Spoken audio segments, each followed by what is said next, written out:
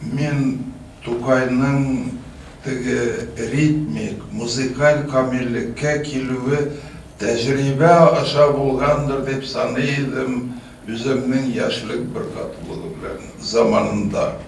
Ләкин беренче шигырьләреннән берсе монда хикмәт, мәгърифәт һәм монда гыйрфан, монда нур, монда минем нечкә билем, җәннәтем һәм монда хур.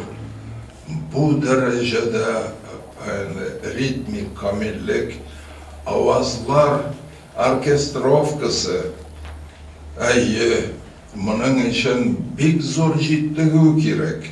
Hem bunu fikirge kildim, dahılar tuğan davuk dahi bular.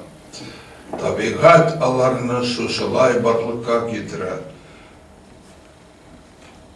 Bulay diyorlarız, Allah'ı Teala alarını şuşulay yaratan baştan